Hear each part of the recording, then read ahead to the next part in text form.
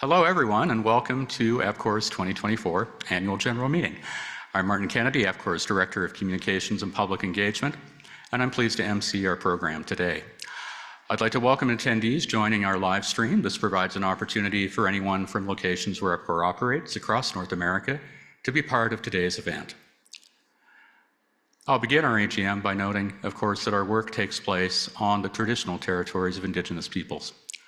Across North America, we recognize the significance of the lands and waters that our utilities are situated on and nearby, and we respect the histories, languages, and cultures of the First Peoples whose presence continues to enrich our communities. Our program today begins with Epcor's Board Chair, Janice Rennie, providing welcoming remarks and some reflections on the expectations entering the start of 2024.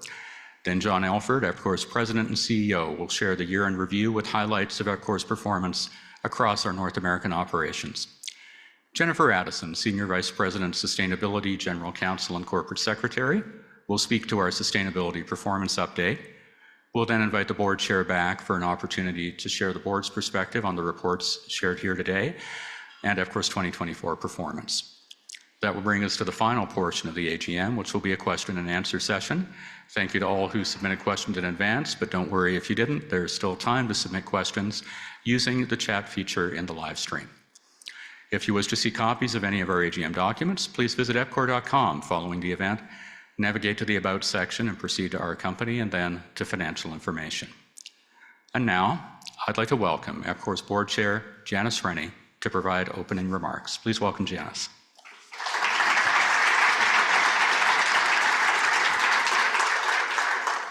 Well, thank you, Martin, as always, and welcome everyone, and thanks for joining us at the 2024 AGM. Whether you're tuning in from Epcor's hometown in Edmonton, or right here in the room, or from across Canada, or from communities we serve in the United States, we're welcoming you. Interesting background from turning the lights on in Edmonton in 1891 to now serving over 2 million customers and bringing expertise and services to 4 provinces, 3 states across North America. The past 130 years has brought changes, challenges, and lots of opportunities.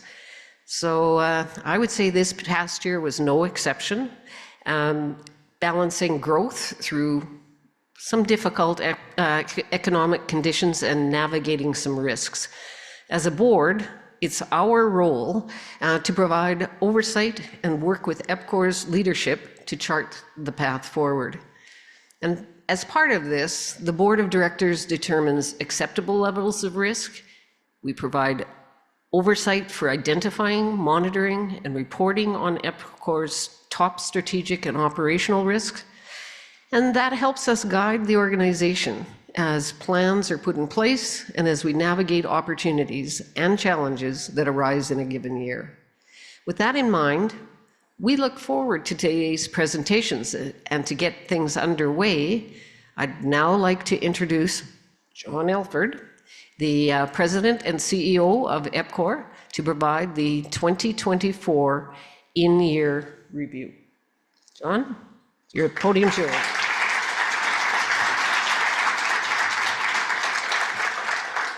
Thanks, Janice, and hello, everyone.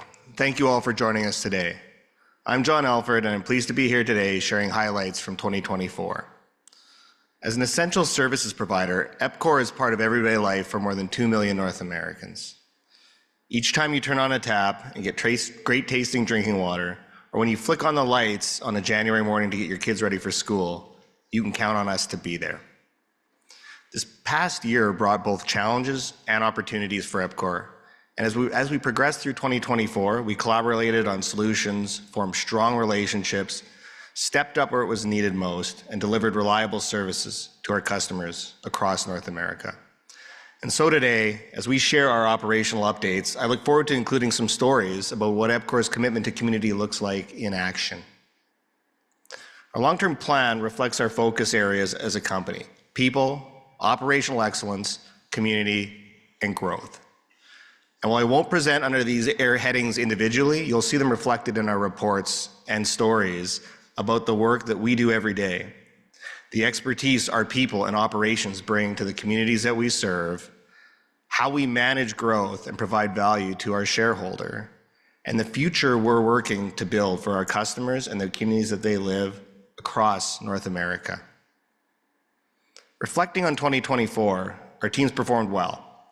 And with that, the company performed very well operationally. 3,500 members of Team Epcor delivered safe, reliable services to residential, business, and industrial customers across North America.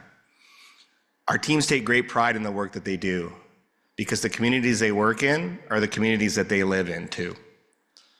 Reliability is a cornerstone of the utility industry and something that we take very seriously here at Epcor. In 2024, across all our electricity operations, Epcor customers experienced an average of only 59 minutes of interrupted power service. It means the lights were on and power was flowing over 99.9% of the time for our customers this past year. In Edmonton, if there was a main break, which can happen on occasion, our crews were there no matter what the weather was. They completed repairs and restored service in less than 24 hours for 95% of the incidents that occurred. Really great performance. While we're committed to providing reliable service, challenges do arise. Early in 2024, the electricity grid in Alberta really struggled to meet demands, and the Alberta Electric System Operator had to issue several alerts. In those cases, we responded by sharing their notifications, provided tips to customers on how to conserve energy, and when required, followed the direction from the ISO given to all distributors to conduct brief, rotating power outages. For electricity customers on the default rate in Alberta, high power generation costs translated down the line into higher energy bills, including for some Epcor customers. This was something the province worked diligently to resolve, and Epcor was committed to supporting that process and finding a good solution. We focused on collaboration, working with the government of Alberta and industry on solutions, and educating customers about moving off the default rate onto fixed rate plans provided by other retailers, including Encore by Epcor. Many Albertans looking for more affordable energy plans did choose Encore, and we added over 30,000 new electricity sites in 2024. Encore ended the year as the fastest growing retailer in the competitive Alberta energy market, and that's something we should be pretty proud of. We also worked to implement the Government of Alberta's introduction of the rate of last resort, a more stable option and solution for customers who are on the variable regulated rate. In Arizona, where our customers are challenged by severe drought, dry conditions, caring for their property can be both timely but also costly. As much as 70% of residential water use in this state goes to caring for outdoor landscaping. So this past year, Epcor launched the Xeriscape Landscaping Rebate Program. This was supported by a grant from the Arizona Water Finance Authority, as well as funding by Epcor. Through the rebate program, customers in the region could replace traditional lawns with drought-resistant plants and receive financial assistance to offset the cost of doing so. Considering the grass in this region requires 50 to 75 more water than desert-friendly alternatives, this program makes a meaningful difference, saving customers money and ensuring the water in this area is used as efficiently and as responsibly as possible. In Edmonton, we recognize what an incredible resource we have access to in the North Saskatchewan River. From the river, Epcor treats and delivers the region's drinking water, which was recently named one of the best in the West in a tap water taste test at the Western Canada Water Conference. Together, with the community, we celebrate this amazing resource and what it provides for us, a glass of the Sask. Edmonton is here because the river is here. So we care for it, protect it, share it. The water of the North Saskatchewan sustains all of us. It's a big job to treat and deliver it, river to tap, to over 1 million people, so you can have and enjoy a glass of the Sask. On tap, made local by Epcor. The 2024 Glass of the Sask campaign saw us partner with 20 local restaurants to keep Edmontonians hydrated at 40 local events and festivals, serving over 215,000 liters of great tasting drinking water. Members of Team Epcor are hard at work planning this year's Glass of the Sask campaign, and we look forward to sharing details about where you can enjoy great tasting water as you create memories throughout this community over the summer. While we take great pride in celebrating Edmonton's water, in early 2024, we also experienced a highly rare operational emergency that impacted our ability to deliver water to our customers for a short period of time. In January of last year, a high voltage cable feeding 2 pumps at the E.L. Smith Water Treatment Plant came into contact with water, resulting in a total plant shutdown. To ensure there was enough water supply for drinking water and fire protection while the repairs took place, it was necessary to issue a mandatory, non-essential water use ban in the Edmonton and the Capital Region for residents and businesses. The community stepped up and saved more than 100 million liters of water and helped us keep the water system running while our crews completed necessary repairs. A process that was expected to take several days, but due to the hard work of our crews and support from the community, we were able to lift the water restrictions earlier than expected. Within just 4 days of the incident occurring, a very impressive response by a great team of people that came to the table and made sure we got that done. How we respond in difficult situations or emergencies defines who we are as a company, how we care about those that we serve. At Epcor, we take pride in the expertise we bring to these communities, and sometimes that expertise can help other communities we don't serve when they are in turn facing crisis. In 2023, it was support we provided to address a water emergency in Texaco, New Mexico, where the community was under the highest level of water restrictions for an extended period of time. We came in and we helped double their water production, which led to the easing of water restrictions for their residents. And then this past summer, we supported another community in need, Jasper, when tragic wildfires struck Alberta's Rocky Mountains. On July 22nd, evacuation orders were issued for 22,000 Jasper residents. Wildfires devastated the town, destroying homes and businesses. While Jasper's critical infrastructure was saved, assistance was needed to manage the impact of the damage and to help make necessary repairs. Though we don't operate in Jasper, Epcor Water Services reached out to offer support to help stabilize the community's water system and supporting infrastructure. Over 60 members of Team Epcor put up their hands in a number of hours, volunteering to be part of those efforts. And over those 3 weeks, we dispatched 5 crews that worked to ensure the safety and functionality of the town's water and wastewater infrastructure was brought back as quickly as possible. When a neighboring community needs help, our Epcor employees step up and answer the call with care and expertise. It also took a clear focus on safety to do this work, and that's something we keep at the forefront at Epcor across all the communities that we operate in. In 2024, across our North American operations, our teams achieved an overall record safety result. We always strive for 0 safety incidents because 1 is even too many. In 2024, our incident frequency rate was 0.75. That is equivalent to less than 1 injury for every 100 full-time employee that we have. In a 1-year period, that's something we should recognize. And yet this last year, we also saw a stark reminder. In our best statistical year ever, we saw 2 serious injuries requiring medical care and considerable recovery. When it comes to health and safety, you're only as good as your best day, and that's got to be every day. Every incident, no matter how minor or serious, is a learning opportunity, and we take these lessons and incorporate them into our training and our prevention practices. Keeping our teams and the communities they serve safe is our top priority.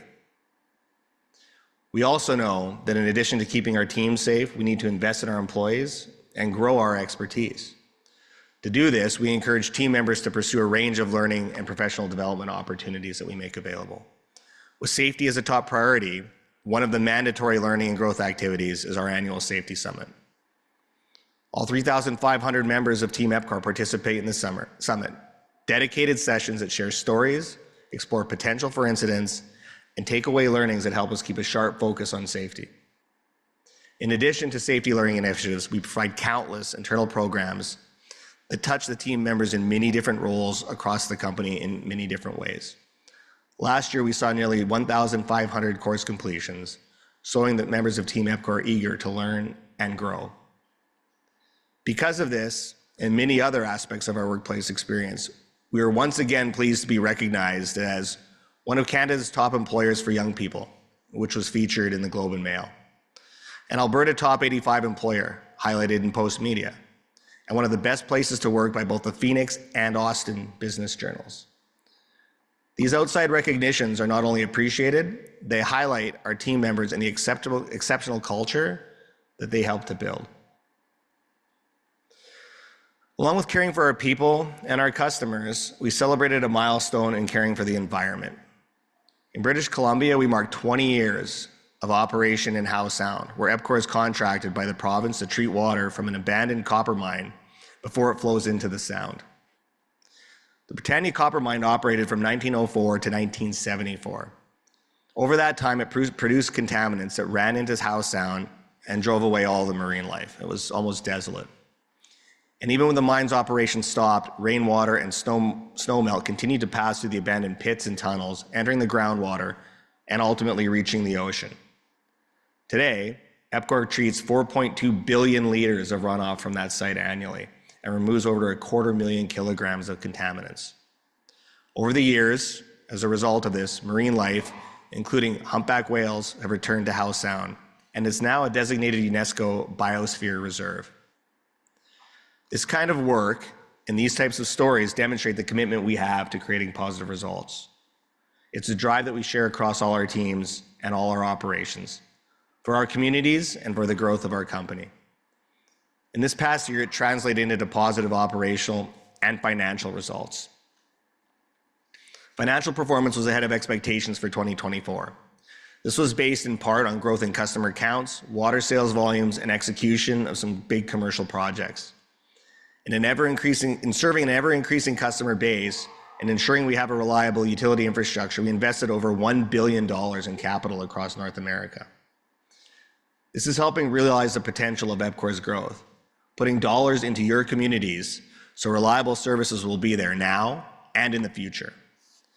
When we pursue development opportunities, we do so in ways that create value for our shareholder while also maintaining safe and reliable utility systems. As part of all this, in the past year, we invested over $700 million to sustain the reliability of power and water utility infrastructure that serves our Edmonton customers. We completed construction on the $80 million Copper Basin water reclamation facility, serving a 160 square mile area in the Santan Valley. We opened a state-of-the-art demineralized water treatment plant in Ontario. And we completed the acquisition of a water and wastewater utility system to serve the growing community just west of Calgary in southern Alberta. We completed US rate cases to ensure we can continue to deliver safe and reliable services, and acquired an interest in a power transmission line in the central BC area. In addition, we've made substantial progress on the completion of Project Sandow, and construction continues for Project Blue Sky, innovative facilities that support the water and wastewater treatment needs for a semiconductor fabrication facility in Taylor, Texas. These investments, supporting growth, safe and reliable infrastructure, matter to the communities that we serve. What also matters is the time and energy we invest in developing strong, long-standing community partnerships. Connections are the foundation for progress in communities, helping bring together resources and solve problems, fill knowledge gaps, and help chart a better path forward. As part of this, I'm pleased to share that along with our ongoing memorandum of understanding that we have with the Enoch Cree Nation, this fall, we signed a declaration of relationship with the Otipemisiwak Métis government. This declaration will help in identifying and collaborating on mutually beneficial projects and engagement opportunities with Métis citizens and businesses. And through the summer and fall of 2024, we partnered with Boyle Street Community Services, our neighbor in downtown Edmonton, on a major fundraising campaign. This community organization has been a staple in Edmonton since the 1970s and is committed to ending chronic homelessness. Boyle Street was in the process of building the King Thunderbird Centre, a new purpose-driven facility to serve their clients, and they had already completed their capital campaign to fund construction. But once that was finished, they faced an additional hurdle: how to secure funding to sustain programs and services in their new facility for years to come. And that's when we stepped up and partnered with them on the Build with Boyle Legacy campaign. My name is Jordan Reiniger, and I'm the Executive Director of Boyle Street Community Services. It's really important for the community to support Boyle Street Community Services because beyond the poverty and the very real suffering that people are feeling on the streets of our city, there's a real feeling of isolation. And often those folks that we support at Boyle Street feel alone, they feel ostracized, they feel pushed out. And so for me, a circle of strength is community coming together to say that you belong, that you matter, and that we as a community are here for you. Boyle Street Community Services and Epcor want you to join our circle of strength. Epcor is giving $250,000 to match your donations to Boyle Street's Legacy campaign. Together, we can support essential programs at the new King Thunderbird Center. Double your impact and donate at buildwithboyle.com.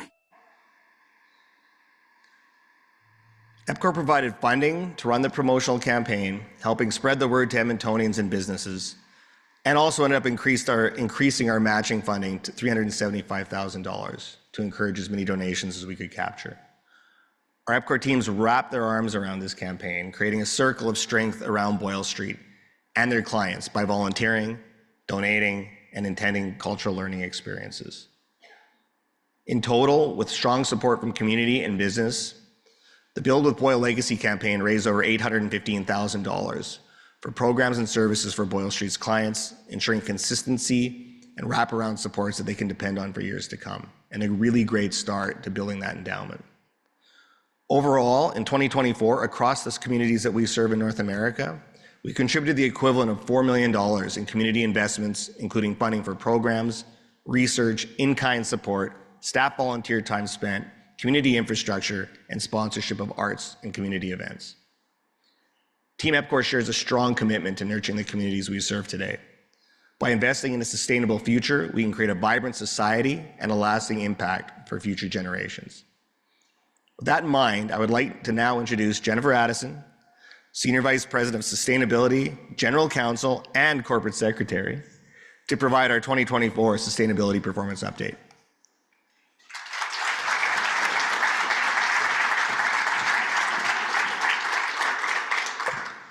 Good afternoon, everyone. Thank you again for joining us today. I have the pleasure of sharing Epcor's 2024 Sustainability Performance Update. And as I do so, I'd like to recognize the great work that has gone into preparing it. This includes thanking all our team members who have contributed to the ongoing tracking and reporting of data across the organization and sharing the updates that you'll see in this year's report. I'd also like to recognize the dedication of Priti Ladderud, Epcor's Senior Manager of Sustainability. With her recent passing, we remember all of her incredible contributions towards our sustainability journey and the many other impacts that she made on Epcor over her 20-year career. As I begin sharing the update, I'll remind everyone that our 2023 report, released last year, was the start of a new 3-year reporting cycle. It shared outcomes of our latest materiality assessment and the factors that we anticipate will be most critical to our operations, our stakeholders, and the communities that we serve over the following 3 years. That report helped us shape the measures and targets that align with our commitment to be a leader in sustainability and with our long-term plan. Today, I'll provide the 2024 performance update, covering progress for year 1 of this new cycle. As we do this, I want to highlight why there's such a strong focus on sustainability and what it really means for the world that we live in, for us as a company and for you, our customers, and the communities that you call home. Epcor is committed to sustainability not only because it's the responsible thing to do, but it's because it's what we must do, so that our environment and natural resources continue to be healthy and here for our children and their families and generations coming after them, so that we have strong operations that keep up with demand for growth and continue to provide reliable and affordable services. And so our communities, the ones that we all serve and also live in, are places where people are supported and thriving. With this in mind, let's talk about the progress that we made last year towards that sustainable future. When it comes to the environment, Company-wide, we are on track to reduce our net Scope 1 and 2 greenhouse gas emissions by 50% in 2025, that's right now, and it's a major milestone. This will be achieved in part by retiring renewable attributes from the Hilda Wind Farm in Cypress, Alberta, to offset our emissions. In Arizona and New Mexico, two of the most drought-challenged regions of the Southwest US, we are advancing smart water strategies. John briefly mentioned the completion of the Copper Basin Water Reclamation Facility. This facility will return more than 1 billion gallons of safe, clean, reclaimed water into the natural water cycle each year, including by adding the water back into underground aquifers for future use. In our US operations, we are exceeding our goal for reusing water through 95% of reuse or recharging of treated effluent this past year. Moving to sustainable operations, over the past year in Edmonton, we took a significant step forward in safeguarding water infrastructure by launching the construction phase of our flood mitigation program. This is critical to reinforcing our utility assets against major flood events so we can continue providing safe, reliable water to Edmonton and over 90 surrounding communities. The work underway protects two water treatment plants, the E.L. Smith plant and Rossdale, both of which are located on the banks of the North Saskatchewan River. Floodgates were installed at both plants, and we also saw progress at Rossdale on a waterproofing membrane to protect the underground drinking water reservoir. In 2025, we'll continue construction work with a focus on flood barriers. Overall, we're now 28% along the way on this project, which has a completion target at the end of 2027. And now to sustainable communities. When we think of sustainable communities and what that means, we reflect on our purpose statement that our employees at Epcor put together. Communities count on us, we count on each other. That's what communities are about, building relationships, helping one another thrive, and making progress together. Earlier, John mentioned some of our partnerships that we've built in 2024. I'd like to highlight an initiative that not only encourages meaningful partnerships, but that also demonstrates a commitment to better futures. In 2024, Epcor reached our initial goal of achieving committed status in the Partnership Accreditation in Indigenous Relations Certification Program through the Canadian Council for Indigenous Business. This is not only part of Epcor's commitment to reconciliation, but it also recognizes the actions that we take to bridge gaps, build relationships, and pursue economic development opportunities. As we consider these opportunities, we also recognize the challenges that all communities face when it comes to the economy and inflation. In fact, in our materiality assessment, affordability was the most frequently raised issue. It's a universal challenge and a delicate balance as utilities invest in modernizing infrastructure and meeting the demands of climate change. This is why at Epcor, with a focus on sustainable communities, that we are committed to keeping operating costs as low as possible. We strive to keep our costs in check without compromising service quality or reliability. Between 2022 and 2024, we limited the average annual increase in operating costs per customer in our regulated utilities to less than 2.5%, while the North American consumer price increases averaged around 3.8%. And in 2024, we managed to keep those operating costs per customer to a 1.5% year-over-year increase. These are just some of the progress highlights from our 2024 report. Along with delivering this year's report, I'm pleased to share that in 2024, Epcor was once again recognized as one of Canada's best corporate citizens through Corporate Knights. This is an annual ranking on the sustainability performance of Canadian-based companies. It's completed through an assessment of 25 key performance indicators covering resource, employee, and financial management, sustainable revenue and investments, and performance. For more information on our commitments and progress, our 2024 report is now online. So I invite you to visit epcor.com and learn more about how Epcor is working to build sustainable futures. And I'd now like to invite Janice Rennie back to the stage to provide her reflections on behalf of the board.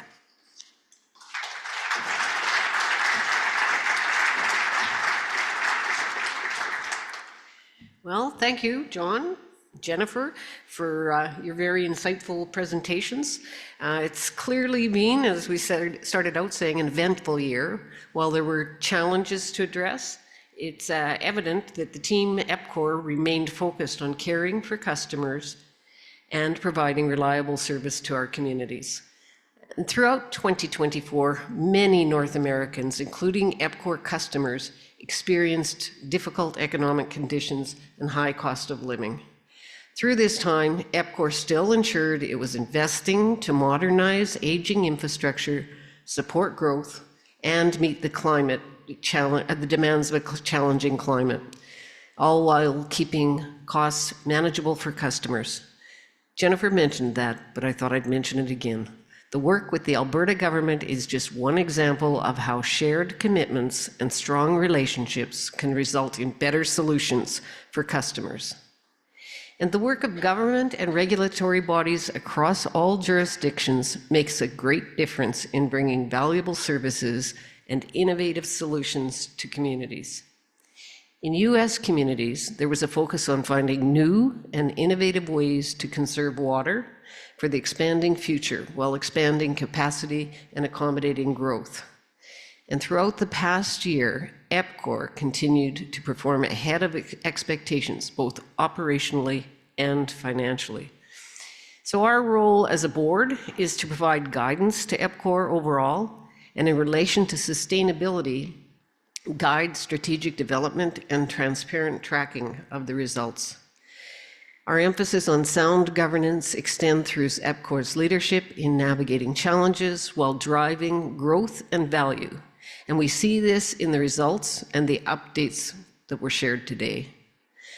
I would like to thank the board members for their commitment to providing oversight that has helped this growing company. And I also want to recognize the City of Edmonton for supporting Epcor's governance model, leading to success for this company, and it has evolved to a leader in the industry. As you reflect on the past year, what stands out is the importance of a strong company foundation. It's clear that with a stable base, Epcor can continue to build and grow for the future.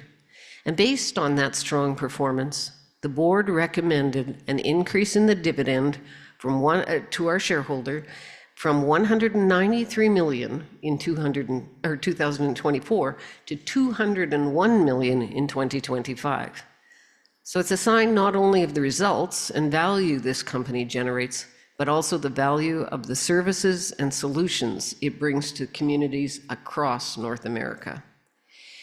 And I want to close by recognizing members of Team Epcor.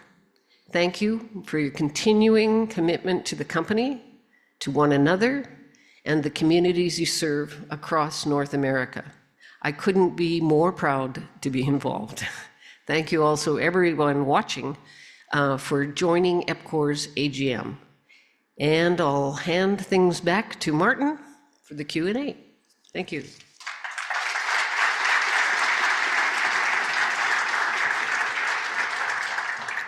Thank you, Janice, and thank you to each member of the leadership team for their formal presentation today. As was mentioned, we'll now turn to the question and answer part of the event. In addition to our folks on stage, we have access to the CFO and some of the chairs of board committees if we get a question that is better directed there. First question I'm seeing: as Epcor continues to grow outside of Edmonton, what types of opportunities are you pursuing, and where do you see the most potential for growth? I think, John, that might be for you. Sure. Thanks, Martin. So as you see, in addition to the great amount of growth in front of us in terms of investment in the communities that we already serve, we continue to explore opportunities largely grouped around both rate-regulated acquisitions and contracted utility-like infrastructure, both in the electrical and water space, with a strong focus on the Canadian market and the Southwest US. And that's a very big footprint to look for projects. So, there's a full funnel, and we're very judicious in terms of what we look at as we move forward. Thank you. The next question: Epcor's dividend to the city was 171 million in 2021, and it's grown to 201 million in 2025, actually, as the chair just happened to mention. What do you see are the prospects for further dividend growth, or is there a chance it could be reduced? Okay, can you hear me?